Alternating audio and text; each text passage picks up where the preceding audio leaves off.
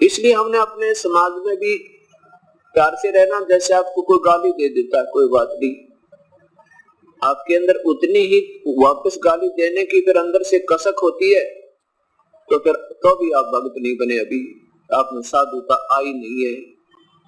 कबीर साहब कहते हैं आवत गाली एक है उल्टा हो अनेक, और कह कबीर मत उल्टी हो रह जाए एक की एक। एक ने गुस्से में आकर, क्रोध में आकर किसी के कहने सुनते या मिसअंडरस्टैंडिंग तक किसी की गलत धारणा से मान ले आपको कुछ उठपटांग कह भी दिया, तो आप उसका तुरंत प्रतिफल में बदला मत दो, उसका तुरंत जवाब मत दो। फिर वो एक देगा, एक और दे देगा, वह दो ना हुए। दो जब होगी जब आप उल्टी दे दोगे, उल्टी गाली आप उसको पकड़ाओगे तो वो 20 और सुनाओगा, और फिर हाथापाई हो जाएगी, और फिर हानि ना जाने कहां तक पहुंच सकती है। इसलिए क्या बताते हैं कि आवत गाली एक है उल्टा हो अनेक, कह कबीर ना उल्टियो व रहे एक की एक। गाली ही से उपचे और कलह कष्ट और नीच, हार चले सो संत है वे लाग मरे सो नीच। अब गाली ही से क्या होता है कि हाथापाई हो, झगड़ा वगड़ा हो गया, और फिर ना जाने मौत भी हो जाए किसी की। गाली ही से उपचे कलह कष्ट और नीच, नीच माने मृत्यु। हार चले सो संत है, हार जाना नो का अच्छा भाई चुप हो जा, बोले नहीं, वो न सोचेगा तेरे से डर गया तो आप हार गए, बहुत अच्छी बात है। कहते हार चला सो संत है और लाग मरे सो नीच, उससे की तरह गुट्टम गुट्टा हो गया, कहते हो तो नीच राक्षस स्वभाव के जैसे। कल गीता जी बतावे थी, पवित्र गीता शास्त्र कह रहा था कि वो संत नहीं फिर होता है संत होते।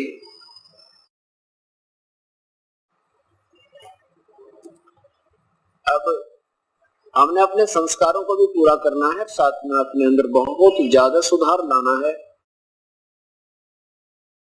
ताकि आम समाज भी ये कहे भी भक्ति हो तो ऐसी संत भक्त हैं तो ये हैं जिनमें बीड़ी शराब मांस तंबाकू का कोई व्यसन ना हो, और झूठ बोल कर अपना धंधा नहीं बढ़ावे, किसी की आत्मा दिखाने के लिए झूठ ना बोले। अब जैसे रिश्वत लेते हैं या 2 नंबर का काम करके दुनिया को धोखा देकर, कोई मिलावट करके या कोई डुप्लीकेट चीज ओरिजिनल समझ कर बेच के पैसे तो कमा लेंगे आप, लेकिन वो पैसा फिर बहुत बुरी तरह जाएगा आपका। मनमाने कोई बालक बीमार हो जाए या स्वयं को कोई बीमारी लग जाए, लाखों रुपए लगे और फिर वो पैसा भी जावे, अशांति भी, और साथ में जिस दुष्कर्म के से वो धन एकत्रित किया था वो पाप कर्म तो जो के तो जमा है आपके, और वो धन रहा नहीं जो आपने गलत तरीके तो अपना था, बल्कि कष्ट में होकर गया। इस प्रकार हमने इन बातों को ध्यान रखते हुए अपने अंदर बहुत सुधार लाना, क्योंकि परमात्मा का एक नियम है कि जैसे कर्म और साथ में जैसा भी आपका संस्कार, जो भी आपको मिलना है, उस परमात्मा ने आपको बांट रखा है जीवन में कि तुझे इतना धन मिलेगा, इतनी तेरी संतान होगी, इससे कम बत्ती नहीं हो सकता, चाहे कोई कितना सिर पटक ले। उससे अधिक करने के लिए यदि हम चेष्टा करते हैं गलत तरीके से, तो फिर वो बहुत हानि का कारण बनेगी।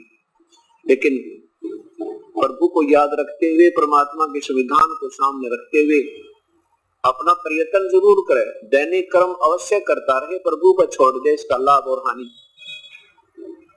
मान लीजिए आज आपको उपदेश मिल गया, आप 2-4 महीने के बाद फिर आते हो जी कोई लाभ तो नहीं हो रहा, ऐसा कोई प्रसन्न करते हैं।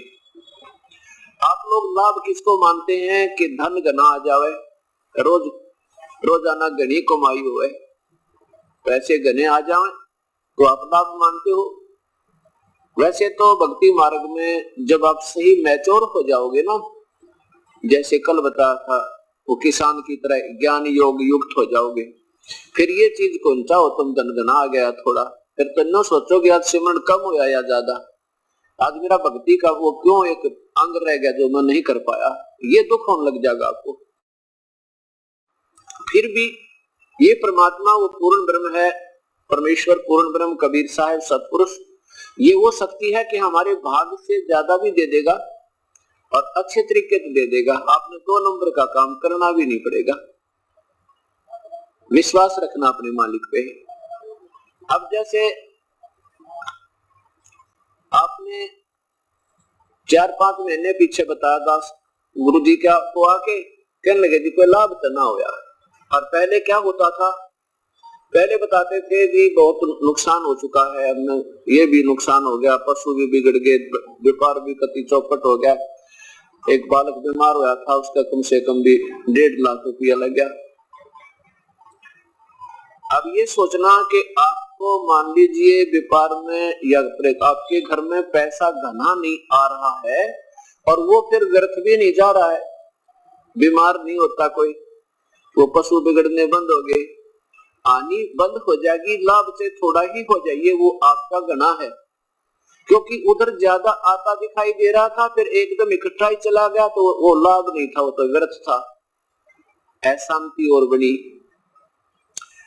अब ये परमात्मा वो है, विश्वास रखना, कह कबीर सुनो विषा दो, मैं तो हूँ विश्वास में।